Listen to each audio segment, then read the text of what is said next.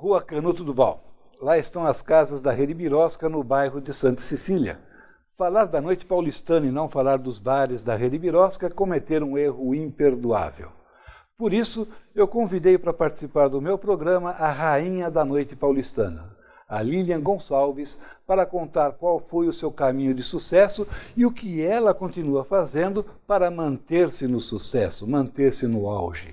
Nascida em 21 de abril na cidade mineira de Guarapuava, Lilian Gonçalves mudou-se aos 4 anos de idade com a sua família para Brasília. Lilian, bom dia, muito obrigado por estar aqui no meu programa. Eu que agradeço, prazer enorme estar aqui com você, feliz da vida aqui. Eu muito mais ainda, você não tem ideia, é um grande sonho meu receber você no meu programa e hoje eu estou realizando esse sonho. É algo assim que é um presente dos meus 6.0 completados essa semana. Muito obrigado mesmo, de coração. E que temos que comemorar de 15 em 15 dias, hein? Esse 6.0, né? Eu já falei que comemorar sempre. O 6.01, que é a primeira semana, já vai ser amanhã. Eu não sei em qual dos seus bares eu vou, mas em um deles eu estarei lá. Provavelmente em alguém que é da minha época, Bar do que Nelson. fez sucesso, e eu vou ouvir músicas e músicas do seu pai lá, e vai ser assim, fechar com chave de ouro a minha semana de aniversário. Perfeitamente, estou te esperando. Vamos falar um pouquinho de você. Nesse primeiro bloco nós vamos falar um pouco da vida da Lilian, e no segundo bloco nós vamos falar sobre os negócios e como ela vê o mundo dos negócios, do entretenimento, hoje e no futuro, e principalmente nos grandes eventos que vêm por aí. Lilian, vocês foram para Brasília, a mamãe era uma cozinheira de mão cheia, né? E ela trabalhou com muitos políticos, e inclusive parte dessa história também fez parte da série da minissérie JK. Conta um pouquinho para a gente sobre isso. A nossa história foi assim, quando começou Brasília era a grande oportunidade que o mundo estaria dando aos brasileiros, tanto mineiros como nordestinos, como de todos os lugares do país. Então, os candangos começaram a chegar em Brasília para trabalhar como candangos. E minha família era bastante humilde, minha mãe tinha 9 filhos, tinha ficado sozinha naquela época, e nós fomos todos para Brasília, todos pequenininhos, e fomos para Brasília. Mas, na verdade, ela não foi ser cozinheira do Juscelino Kubitschek.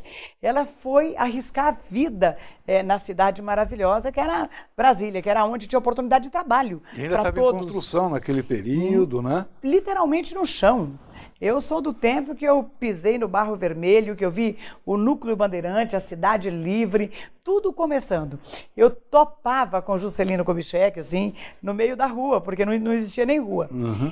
E minha mãe começou a fazer, como boa mineira, ela começou a fazer uns bolinhos, pão de queijo, cafezinho, e botar a filharada toda para ir trabalhar, para ganhar dinheiro. E nós vendíamos esses bolinhos com cafezinho para os candangos de Brasília. Mas um dia ela montou uma banquinha com os bolinhos dela. E passou um político muito famoso e muito chegado ao Juscelino, e sabendo que o Juscelino era mineiro, ele falou, vou levar esses bolinhos para o Juscelino. O Juscelino está desesperado para comer esse tipo de coisa, mineira, caseira e tudo mais. Pegou dentro daquele saquinho e levou para o Juscelino, o presidente da República. Ele gostou tanto dos bolinhos que pediu para que ele voltasse no outro dia para buscar mais. Uhum. E assim foi consecutivas vezes. E um belo dia o Juscelino falou, pergunta para ela se ela sabe fazer uma galinha caipira. Nossa. Uma galinhada assim com quiabo, galinha mineira. Eu tô de regime, mineira. tá? Vamos com cuidado nisso. É o que você vai comer, a galinha do JK. Lá. Nossa. Você vai adorar. E aí ela falou, lógico que eu sei. Aí o Juscelino pediu para que ele levasse ela lá para ela fazer a galinha caipira mineira para ele. Ela fez a galinha caipira mineira e ficou lá trabalhando com o Juscelino Kubitschek. Graças a Deus. E quanto tempo vocês ficaram em Brasília, ou melhor, Quando foi que você decidiu vir para São Paulo e fazer o quê? E por quê? Bem, Uma mudança tão brusca assim. Pois é, muitas coisas, muitas águas rolaram, muitos divisores de água. E a minha mãe, ela trabalhava no Catetinho. O Catetinho era o palácio de madeira do Juscelino Kubitschek. Depois houve a inauguração de Brasília, ele mudou para o palácio original. E, na verdade, minha mãe não era uma cozinheira oficial do governo, era uma cozinheira meio que particular dele e ela ficou. E daí, nós, com a família já grande, todo mundo mais ou menos crescido, eu resolvi, num determinado momento, sair de lá e vim para São Paulo. Aí eu deixei toda a minha família em Brasília e vim para São Paulo sozinha, arriscar minha vida nessa grande... Cara e coragem. Sem lenço, sem documento, sem emprego, sem profissão, menor de idade. Eu estou imaginando a cena, você chegar em São Paulo, Não, essa malha cena... e cuia na mão, como você está falando, e agora faço o quê? Essa cena e é bonita. O que você foi fazer? Foi a pergunta que eu fiz para mim mesmo. Meu Deus, o que eu estou fazendo aqui? Para onde eu vou? O que eu vou fazer? Às vezes a gente toma atitude que a ficha só cai a hora que a gente está no local. 14 anos de idade, desse tamanho, 51 quilos, nada de dinheiro, nem um centavo. E guiada por Deus, com certeza absoluta, eu fui andando e fui parar na Avenida Rio Branco. E fui andando naquela Avenida Rio Branco, andando até chegar na esquina da Avenida Rio Branco com a Avenida Ipiranga. E lá tinha um bar cheio de meninas trabalhando como garçonete, com aquele quepinho na cabeça, um aventalzinho azul. Eu falei, mas isso eu sei fazer e tiro de letra. Que ano que é isso, mais ou menos? 69. 69. 1968, 69. É porque eu morava na região, eu fazia aquele trajeto da Avenida Rio Branco até a escola a pé e ia até aquela igreja no Lago São... Com certeza você já passou pela Sopa Carioca. Passava lá. E às vezes a gente parava lá, que meu avô era sacristão na igreja e eu fazia esse caminho quase todo dia para levar marmita para ele. Exatamente. E lá na Sopa Carioca eu me dei muito bem como garçonete, fui ótima garçonete. Aliás, eu sempre me coloquei assim, se eu for uma garçonete eu tenho que ser a melhor. Se eu for a dona de um bar eu tenho que ser a melhor dona de um bar. Se eu for uma faxineira eu tenho que ser a melhor faxineira. Então eu sempre tive isso comigo mesma, foi natureza, foi meio nato. Então eu comecei trabalhando como garçonete ali, os donos eram chineses, e esses caras apaixonaram pelo meu trabalho e eu fiquei ali trabalhando como garçonete muito tempo. E lá praticamente fiz minha vida. E quando eu comecei a trabalhar naquela Sopa Carioca, eu não tinha nem aonde morar. Eu terminei de trabalhar, eu cheguei a pedir emprego, ele deu na hora, eu comecei a trabalhar na hora. E no outro dia, quando eu terminei o meu trabalho... Onde imagina, morar. É que eu fui procurar onde morar. É verdade. Aí encontrei uma pensão na Rua Jaguaribe e fiquei lá bastante tempo nessa Rua Jaguaribe. Agora, você economizou bastante para poder comprar seu primeiro estabelecimento. Nossa né? Isso é uma lição que fica para todo mundo. Dinheiro que entra, uma parte você usa, a outra boa parte você guarda. Né? Você sabe que outro dia eu falei, eu comentando, fazendo uma reunião com meus 400 funcionários que eu tenho hoje, eu estava falando para eles, trabalhar 8 horas por dia é muito vago, porque você fica com 16 horas para você gastar no que você trabalhou em 8 horas. É muito tempo que você tem para gastar o que você trabalhou em 8 horas. Então, eu nunca, em toda a minha vida, trabalhei 8 horas. Eu sempre trabalhei 18, 20, 22. E hoje eu continuo trabalhando 22 horas por dia. Todos os dias da minha vida. O Eduardo a Fonseca sabe disso e é verdade. E continuo fazendo esse trabalho porque você fica com muito tempo livre para você gastar o que você ganhou. Então, muita gente pergunta, por que você tem dinheiro? Porque eu não tenho tempo para gastar, gente. É por isso. Aliás, eu gosto de uma frase que eu vi você comentando em alguns programas, onde você diz, se você não se esforçar muito durante o dia e durante o mês, no final do mês você não encontra a tua felicidade. Ela não chega, é mais ou menos isso, né? Não, é verdade, as pessoas ficam esperando que caia do céu tudo o que eles pretendem na vida. Mas esquece de ir à luta, de buscar o seu ideal, de trabalhar sério, honestamente, com criatividade, com vontade, com energia, com desejo de sobressair, honestamente, seriamente. Porque tem pessoas que querem atravessar, fazer a bifurcação do fácil. A bifurcação do fácil é roubar, é ganhar fácil, ganhar em cima do trabalho ganhar dos em outros. cima do trabalho dos outros. E essa não é a verdade da vida. Não adianta você tentar a sua vida dessa forma. Me diz uma coisa, você chegou a um determinado momento, depois de ter o seu primeiro estabelecimento, você chegou a ter também, ao mesmo tempo, mais de 10 estabelecimentos. Teve uma época, Priscino, que eu tive 15 casas noturnas. Foi antes do Plano Sarney e antes do Plano Collor. E eu estava muito bem sucedida nas 15 casas. Eu tinha... Todas no mesmo região? Não, todas em regiões diferentes. Era Ponte Pequena, difícil, Moema, né? Centro de São Paulo, Pinheiros, em tudo quanto é lugar. Eu mesma, até hoje, não sei como eu consegui administrar 15 casas e mais de 600 funcionários naquela época. Aí veio o Plano Sarney, que já foi uma grande tortura comercial para todos os empresários do país, porque nós tínhamos vários dinheiros, vários valores, vários dificuldades, planos, todos os dias um plano diferente. E você sabia que dormia com um dinheiro e acordava com outro. Eu não me lembro nem o nome do dinheiro do Sarney, foi tão rápido. Mas foi uma grande tortura comercial naquela época. Em seguida, veio o Plano Collor, que eu acho que foi o maior, devia ir para o Guinness Book, né, a Zélia Cardoso de Mello, porque ela fez um assalto a banco, o maior assalto a banco do mundo, porque ela nos deixou sem nada, né? Desarmada. Então, ela deveria estar no Guinness Book, né?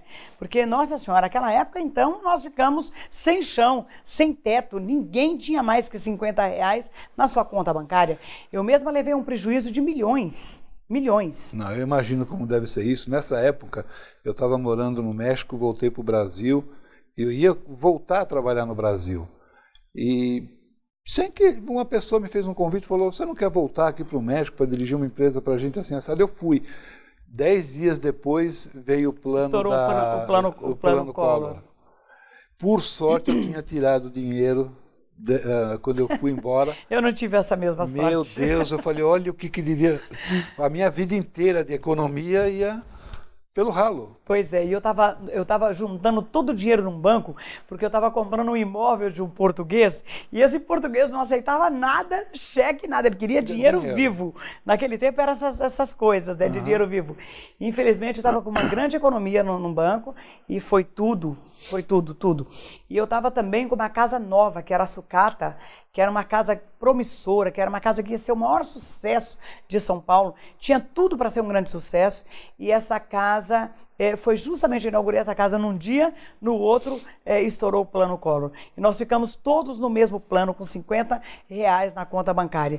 Aí você não sabia o que fazer, porque o público não saía... Essa reconstrução? Como você inventou? Como foi a sua mágica? Porque você teve que reinventar tudo, 15 negócios. Reinventei uma vida, uma história, e a primeira coisa que eu fiz foi enxugar por cima.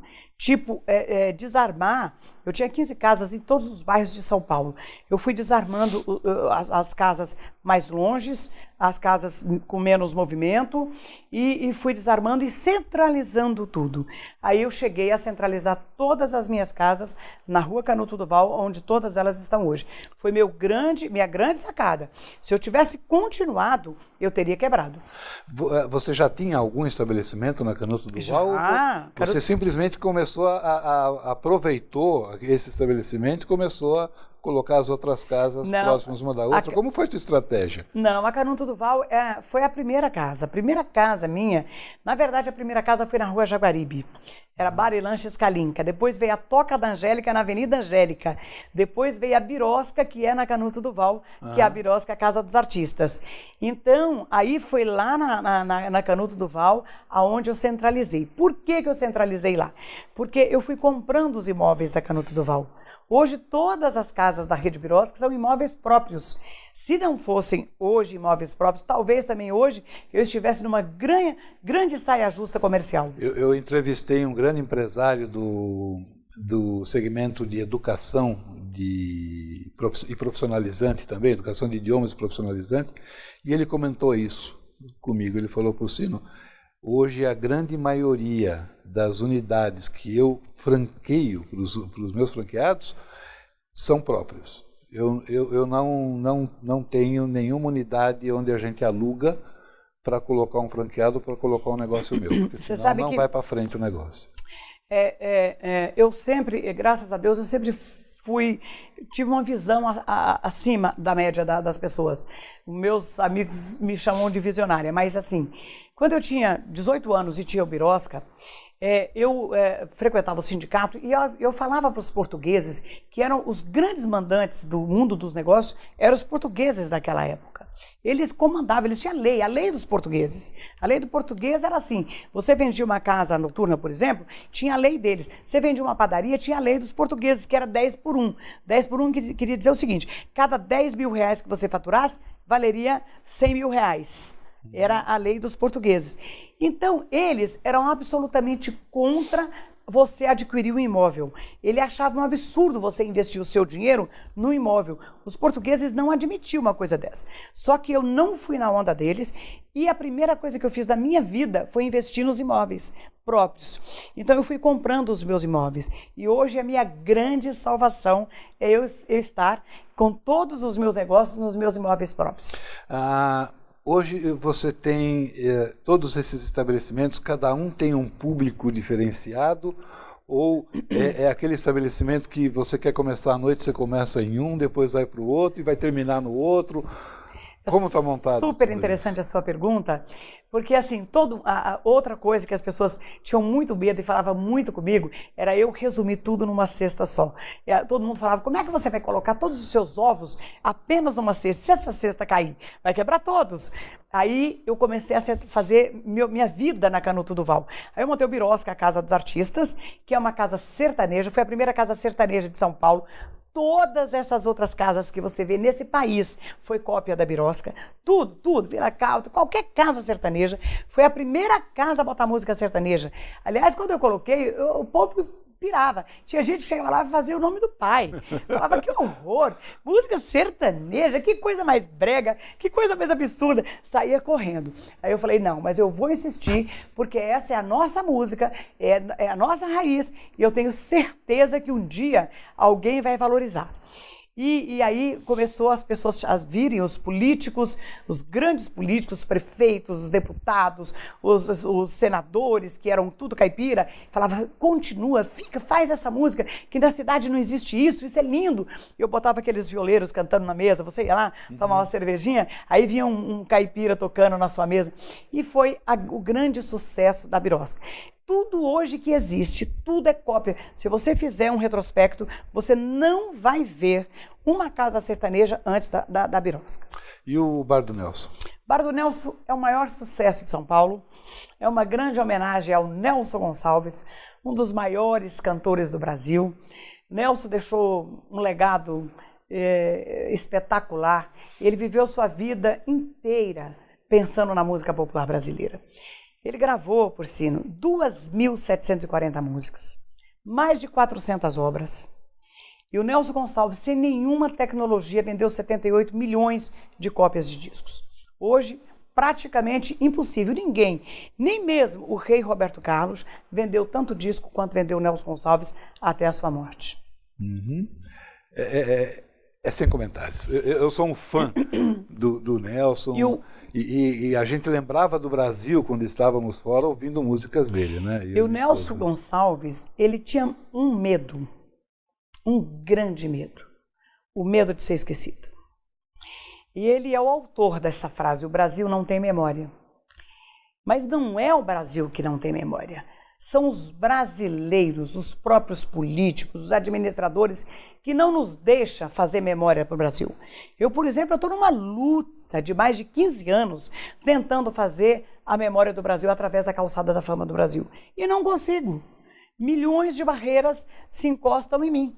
Todos os dias da minha vida. Eu acerto uma coisa e aí vem uma outra vírgula, que essa outra vírgula vai demorar um ano para se resolver. É o país da burocracia, infelizmente. Mas nós vamos falar um pouquinho sobre o país da burocracia, nós vamos falar um pouquinho sobre o mundo dos negócios. Voltamos já com a Lilian Gonçalves, logo após o nosso comercial.